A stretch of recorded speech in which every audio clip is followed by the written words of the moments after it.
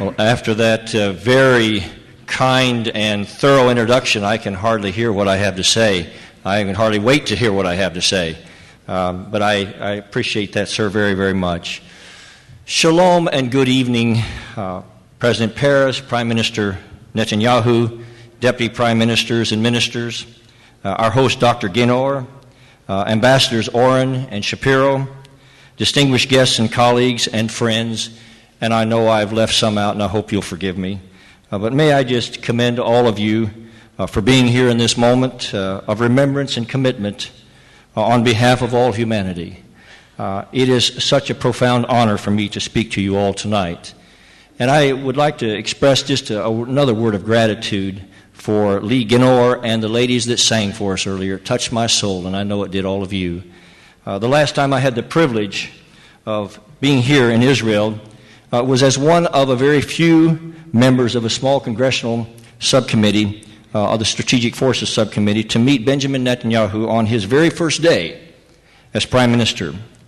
Since then, this meeting, historic and cooperative, and I think critical advances in missile defense, mutually beneficial to both of our countries, has occurred. And Israel should be very proud of Prime Minister Benjamin Netanyahu. I cannot possibly emphasize in strong enough terms Israel's strategic importance to the Middle East and to the peace and security of the entire world. I want to personally and expressly thank you as a member of Congress, an American, for the benefits Israel has provided to the United States, including technological and medical advances, military readiness assistance, intelligence gathering, and so very much more. As articulated by Ambassador Yoram Ettinger, the Jewish state is the only stable, reliable, credible, capable, predictable, democratic, and non-conditional ally of the United States.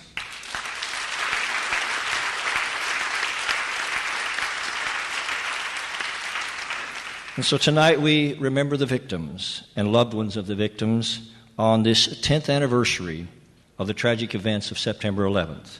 We also commend the heroic acts of bravery performed on that day and all of the selfless acts that have been connected to it since that day. And likewise, I would be so remiss if I failed to extend my sincerest personal sympathy and the sympathy on behalf of all Americans for the recent terrorist attacks that took place in Israel just a few weeks ago. The way that we best honor the victims of terrorism, in my judgment, is not just to remember them, but to make sure that these tragedies don't occur in the future.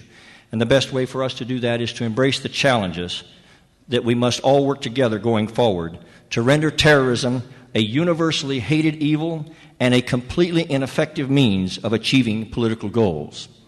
And to do this, we must first recognize that there are two components to every terrorist threat that we face. First, what is the intent of the enemy that we face? And second, what is that enemy's capacity to materialize that intent? Thus far, we have primarily focused on achieving tactical success against the enemy's capacity, while de-emphasizing the even more dangerous element of our terrorist enemy, its ideology or its intent. Dr. Sebastian Gorka said it this way.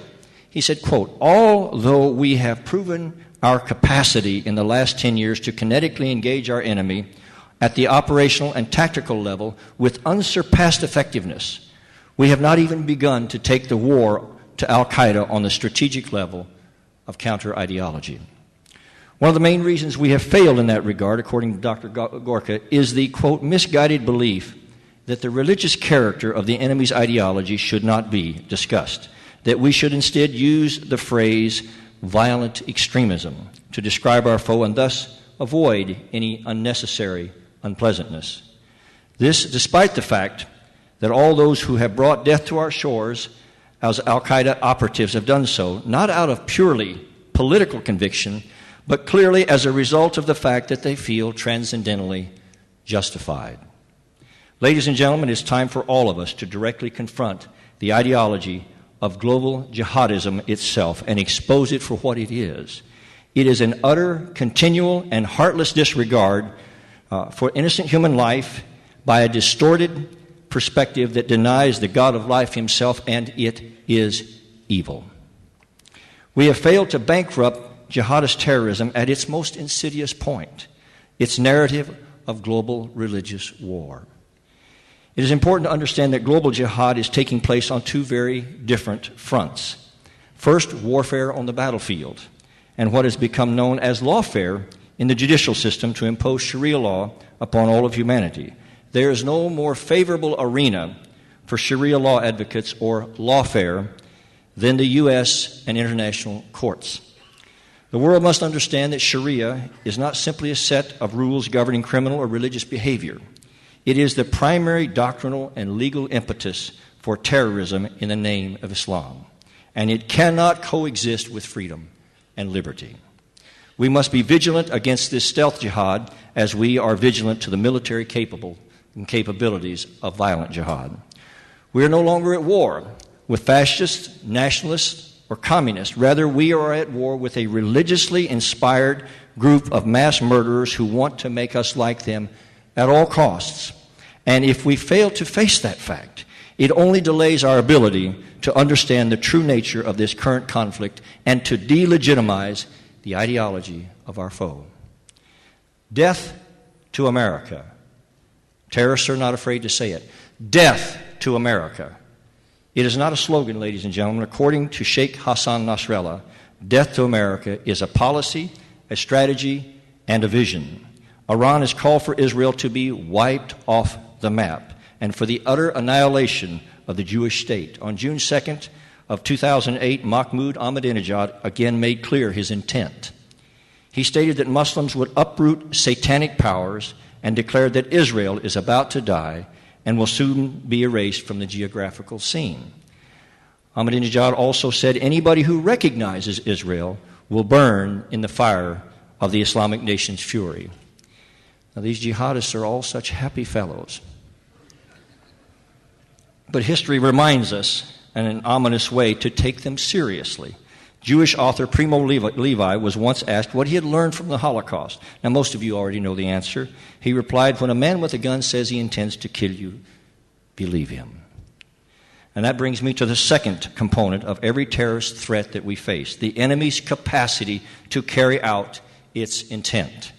As everyone in this room is very likely already aware, the Iranian regime is closer than ever before to developing nuclear weapons. The Iranian nation now possesses enough low-enriched uranium, if enriched further, in a very short period of time, could produce enough weapons-grade material to create several nuclear warheads. In May 2011, the world's Global Nuclear Inspection Agency revealed that it possesses new evidence that Tehran has conducted work on a highly sophisticated nuclear triggering technology that experts said could be used for only one purpose, triggering a nuclear explosion. Now, just one of the many Iranian Shahab-3 medium-range missiles carrying just one 50-kiloton warhead, nuclear warhead, could turn Tel Aviv into ashes within 15 minutes. With its present missile defense capability, Israel would have only a 50-50 chance of knocking down just the first one. A nuclear warhead is the only component Iran still needs to make such a scenario a reality. And back in 2005, I was the first member of the United States Congress to stand on the House floor and openly call for Iran to be referred to the Security Council. Some called it premature at the time because Iran had only 167 known centrifuges, while a total of around 3,000 centrifuges is the commonly accepted figure for an effective nuclear weapons program. But today, the Iranian nation's program includes over 8,000 centrifuges. They are closer than ever before.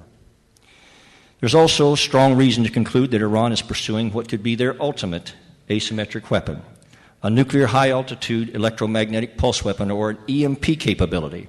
An EMP attack on Israel or America, for example, would consist of a nuclear blast detonated at exoatmospheric altitude, which would instantly generate an electromagnetic pulse that could destroy or disable the electric grids of a nation and effectively return our societies to the horse and buggy days without the horse and buggy.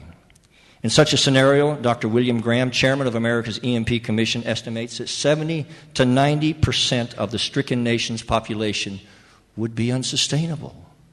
Now, it's impossible for me to even wrap my mind around that figure.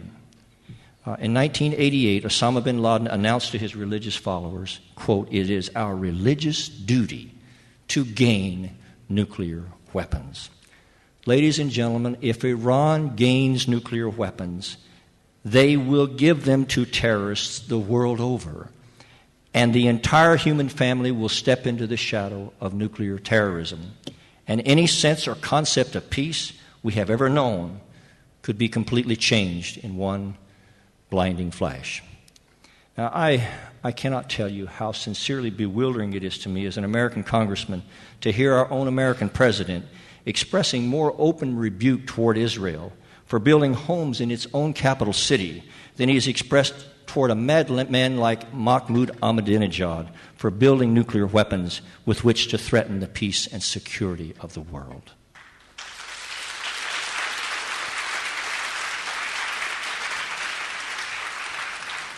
It is perilous beyond description for us all that the leader of the free world doesn't seem to understand the gravity of allowing such a dark, evil ideology to gain nuclear weapons.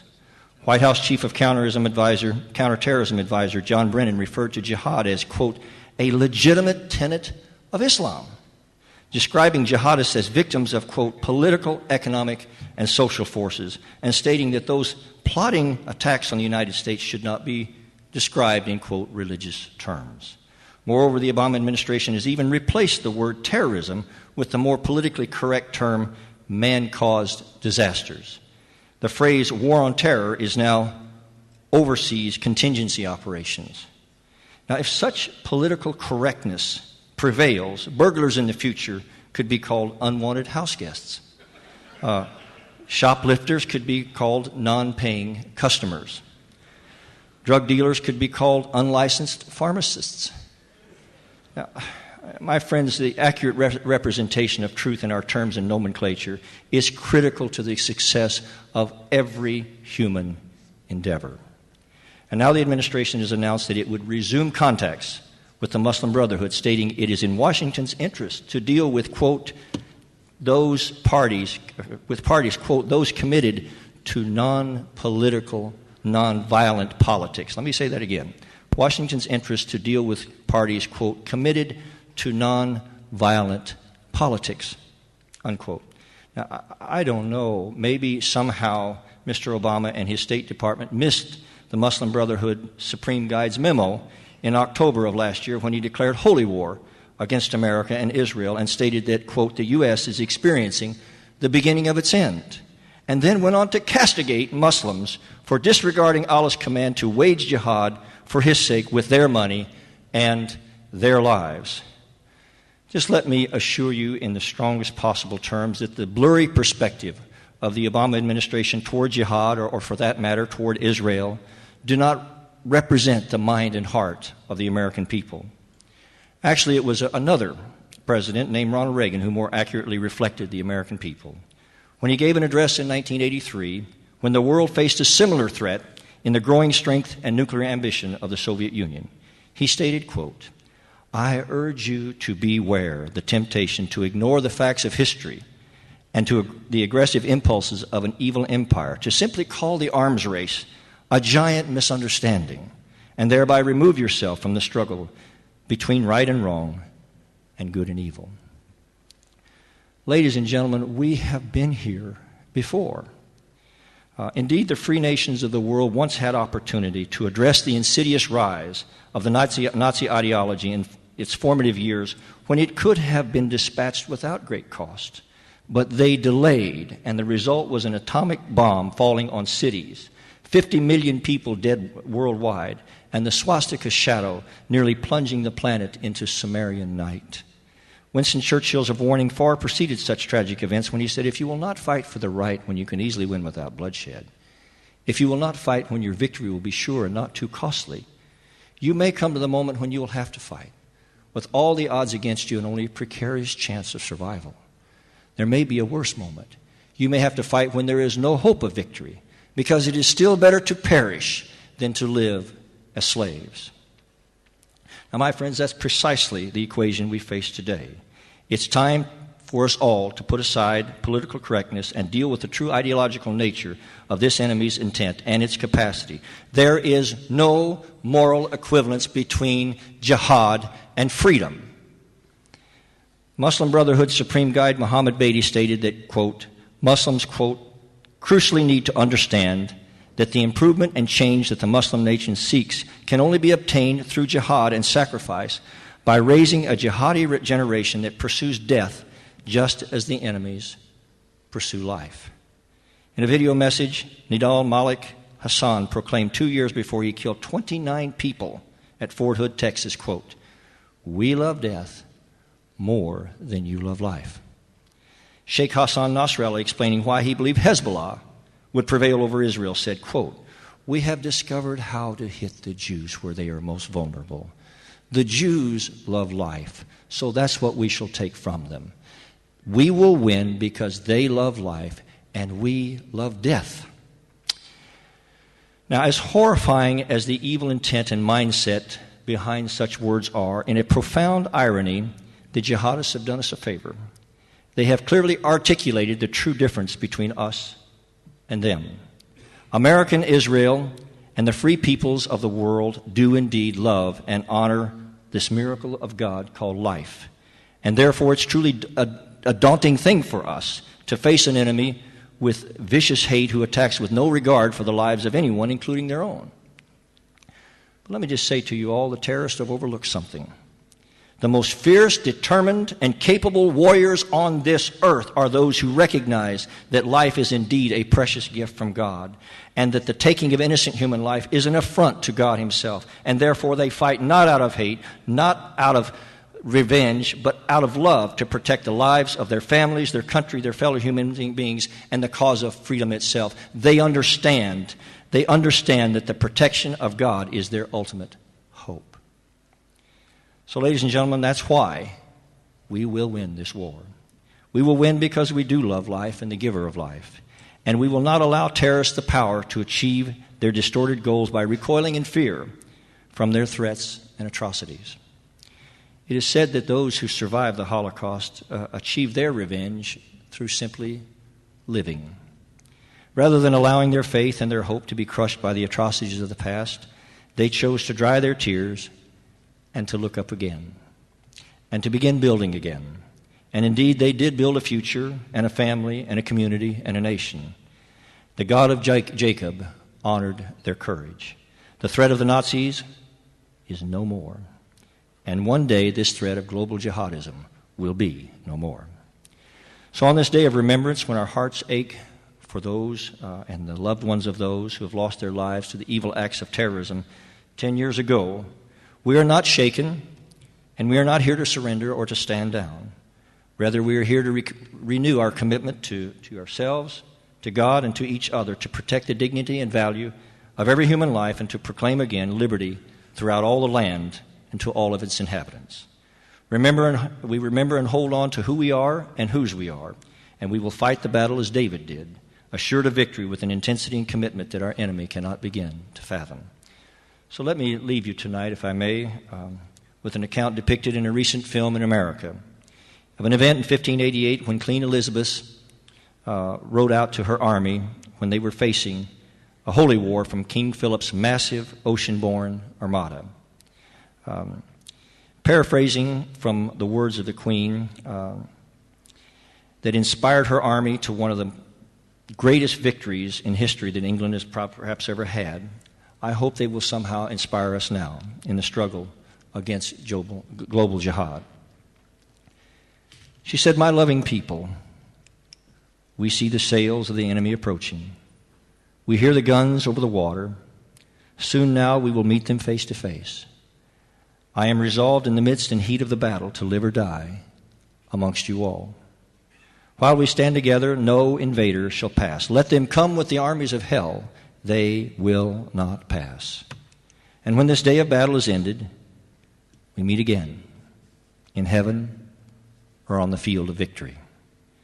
May God's comfort be upon all of terrorism's victims tonight. May He give us His victory, and may the light of His peace shine down upon the streets of Jerusalem and all of humanity forever. Thank you.